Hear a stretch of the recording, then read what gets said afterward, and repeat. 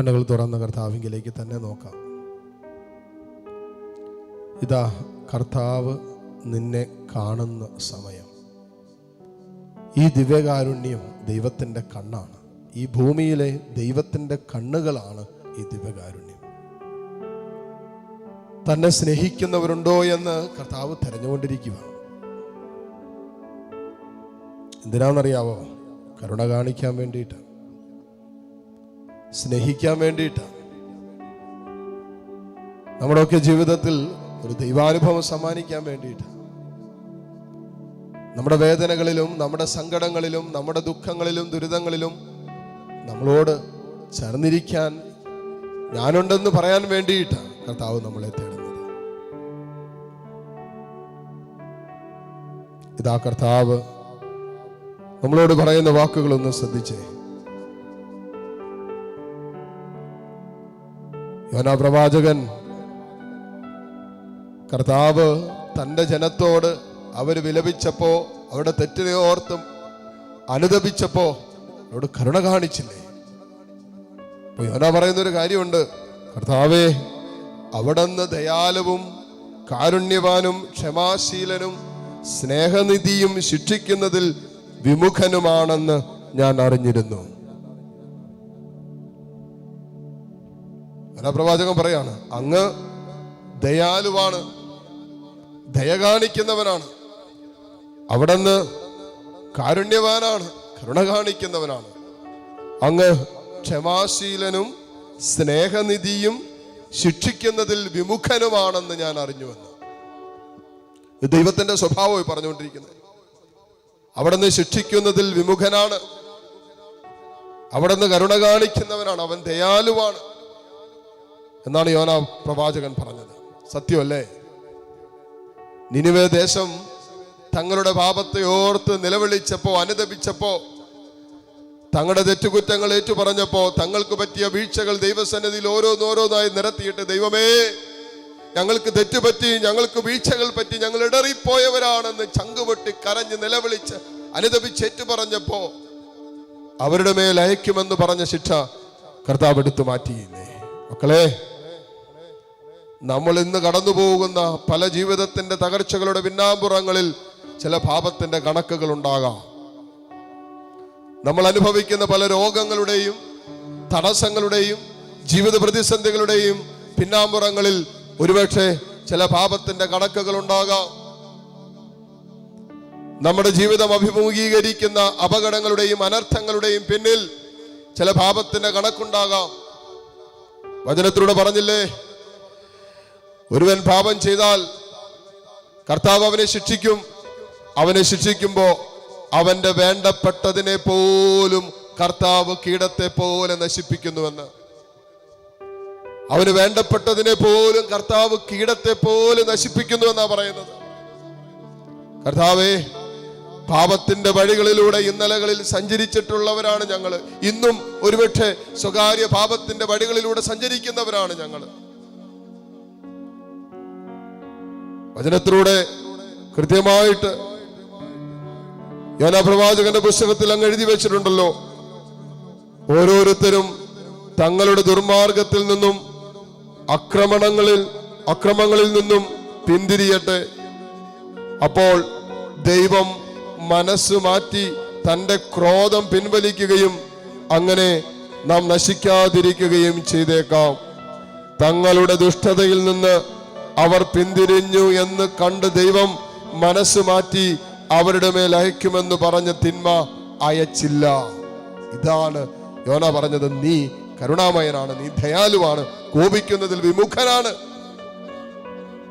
നീ സ്നേഹനിധിയാണെന്നൊക്കെ യോനാ പറഞ്ഞത്. എനിക്കറിയാമായിരുന്നു നീ ഇവരോട് ക്ഷമിക്കും.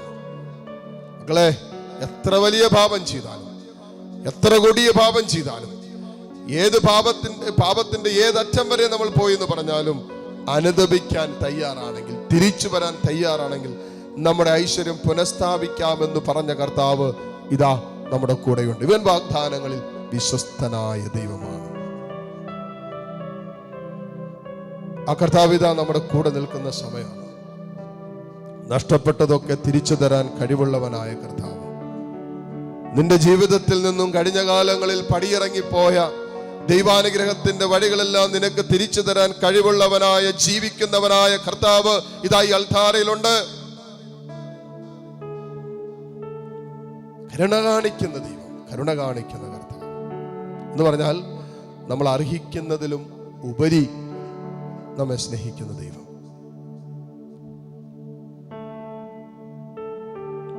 അതുകൊണ്ടാണല്ലോ റോമാക്കാർക്ക് എഴുതിയ ലേഖനം 5-ാം അധ്യായം 8-ാമത്തെ തിരുവചനത്തിൽ എഴുതി വെച്ചിട്ടില്ലേ, നാം പാപികളായിരിക്കെ ക്രിസ്തു നമുക്ക് വേണ്ടി മരിച്ചു.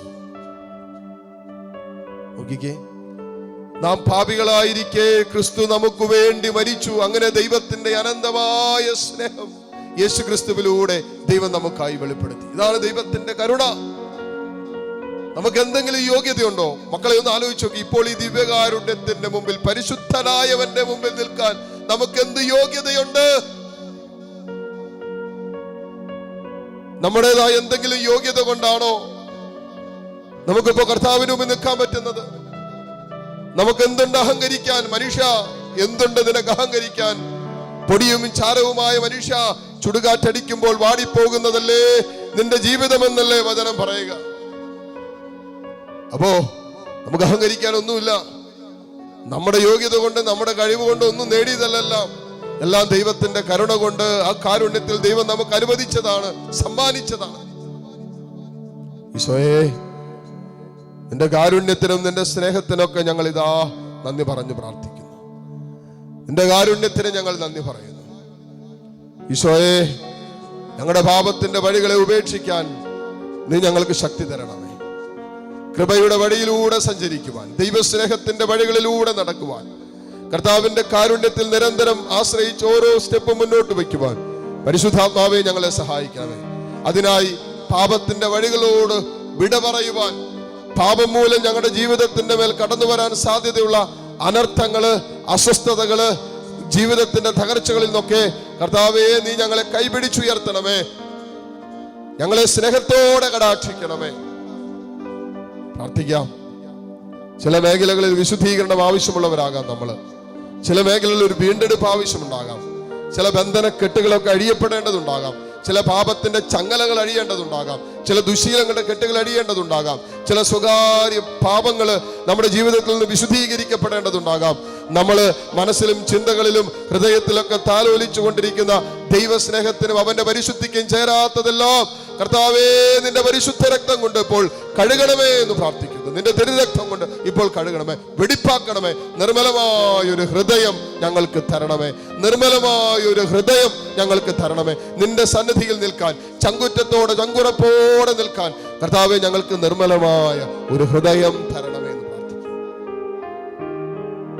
പാപം ഉപേക്ഷിക്കപ്പെട്ട ഒരു ഹൃദയം, ദൈവസ്നേഹം കൊണ്ട് നിറഞ്ഞൊരു ഹൃദയം, ദൈവത്തിന്റെ കാരുണ്യത്തിലും കൃപയിലും നിരന്തരം ആശ്രയിക്കാൻ പറ്റുന്ന ഒരു ഹൃദയം ഞങ്ങൾക്ക് തരണമേ കർത്താവേ. പ്രാർത്ഥിക്കട്ടെ. കരങ്ങളെ തുറന്ന് ഈശോയിലേക്ക് നീട്ടിപ്പിടിക്കാം.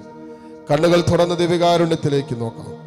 വലിയ ദാഹത്തോടെ, വലിയ സ്നേഹത്തോടെ, വലിയ ആത്മാർത്ഥതയോടെ താഴ്ന്ന സ്വരത്തിൽ കർത്താവിനെ സ്തുതിച്ചുകൊണ്ട്, മക്കളെ, നമ്മൾ പാപം ചെയ്തിട്ടുണ്ടെങ്കിൽ വചനം പറയുന്ന പോലെ നീ അനുതപിക്കാൻ തയ്യാറാണോ? സകല പാപങ്ങളിൽ നിന്നും കർത്താവ് നിന്നെ ശുദ്ധീകരിക്കും. നഷ്ടപ്പെട്ടു പോയ ഐശ്വര്യം കർത്താവ് പുനഃസ്ഥാപിക്കും എന്നാണ് പറഞ്ഞത്. അത് വിശ്വസിക്കേ. പാപമുള്ളിടത്ത് ദൈവത്തിന്റെ പ്രവൃത്തി വെളിപ്പെടില്ല. പാപ സാന്നിധ്യം വെളിപ്പെടുത്തിയിരിക്കുന്നിടത്ത് ദൈവത്തിന്റെ സ്നേഹത്തിന്റെ പ്രവൃത്തികൾ വെളിപ്പെടില്ല. അതുകൊണ്ട് ഉപേക്ഷിക്കപ്പെടേണ്ടത് പാപമാണ്, ഉപേക്ഷിക്കേണ്ടത് തിന്മയാണ്, സ്വീകരിക്കേണ്ടത് ദൈവത്തിന്റെ കരുണയാണ്. ആ കാരുണ്യത്തിലേക്ക് നമ്മുടെ ഇന്നലകളെ മുഴുവനും സമർപ്പിക്കാം. വീണുപോയ ജീവിതത്തിന്റെ അനുഭവങ്ങൾ, ഇടറിപ്പോയ ജീവിതത്തിന്റെ അനുഭവങ്ങളെല്ലാം സമർപ്പിച്ചുകൊണ്ട് കർത്താവിന്റെ വലിയ കരുണയും കൃപയും നമ്മുടെ മേൽ ഒഴുകിയിറങ്ങാൻ ആഗ്രഹിച്ചുകൊണ്ട് എല്ലാ മക്കളും സ്തുതിക്കട്ടെ. ഹല്ലേലൂയ, ഹല്ലേലൂയ, ഹല്ലേലൂയ. ഈശോയെ നിന്നെ ഞങ്ങൾ ആരാധിക്കുന്നു, ആരാധിക്കുന്നു, ആരാധിക്കുന്നു. ഹല്ലേലൂയ, ഹല്ലേലൂയ, ഹല്ലേലൂയ, ഹല്ലേലൂയ. ഈശോയെ ആരാധന, ആരാധന, ആരാധന, ആരാധന, ആരാധന.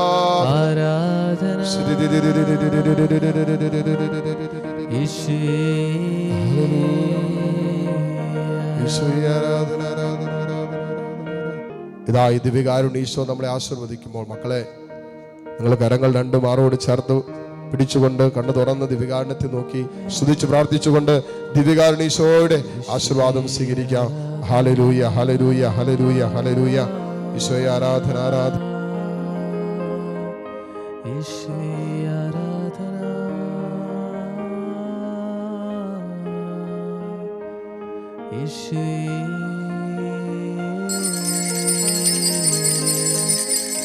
ആരാധന.